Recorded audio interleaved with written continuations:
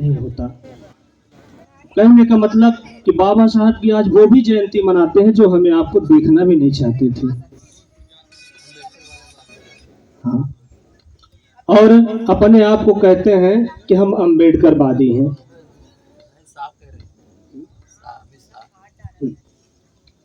और एक तो देश के बड़े नेता गृह मंत्री अमित शाह, उनकी इधर ही उम्र हो गई है, जो कि वो खुद गृह मंत्री हैं। भारतीय संविधान की देन, बाबा साहब के लिखे हुए संविधान की देन है आज वो गृह मंत्री हैं। वो भी बोलते हैं कि किसी देवी देवता के यहाँ सर झुकाया होता तो कुछ ना कुछ मिलता, अम्बेडकर अम्बेडकर करते हो। अरे आपका भी लड़का, आपकी बेटी, आपकी बहन की अगर इज्जत आबरू बसती तो उसी संविधान की देन है, और आप भी बोल रहे हैं तो उसी की देन है, वरना आप भी कहीं ना कहीं कुछ न कुछ करते होते अवैध कार्य। तो सम्मानित साथियों, हमें आपको संभालने की जरूरत है, आपस में लड़ाई करने की जरूरत नहीं है, एकजुट रहने की जरूरत है, सामंजस्य बना के चलने की जरूरत है, और बहुत बड़ी बात न कहते हुए, बहुत ज़्यादा बातों को न बढ़ाते हुए, समय का ध्यान में रखते हुए, मैं आप लोगों को अभी वर्तमान में घटना हुई है, अभी ये क्या कहते हैं, इसौटा करछना में इसौटा ग्राम सभा है, लोहनपुर है क्या, लोहनपुर में एक अपने ही समाज के बच्चे को उसको जला के मार डाले। लोग कहते हैं कि फलाने की सरकार है, फलाने की सरकार है, फलाने अधिकारी है, फलाने कर्मचारी है, लेकिन कोई किसी को ध्यान नहीं दे रहा है इस सरकार में।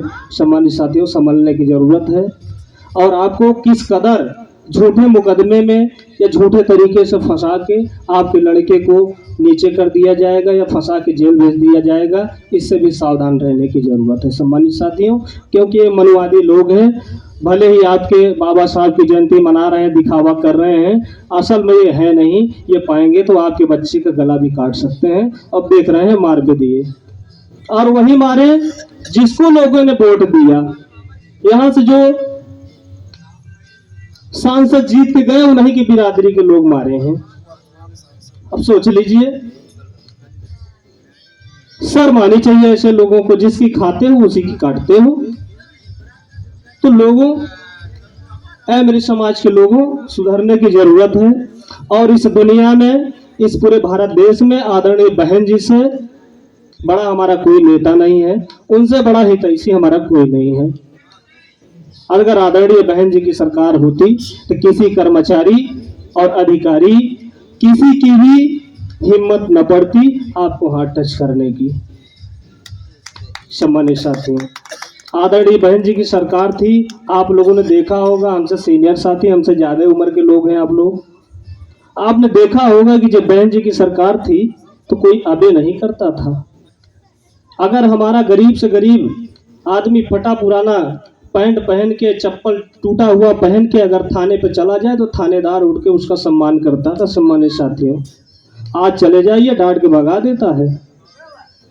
सम्मानित साथियों, यही नहीं, आज मैं आप लोगों के सामने बोल रहा हूं तो कुछ लोग हमारे ऊपर भी वार किए हैं। ऐसा नहीं है कि हम भी बचे हैं।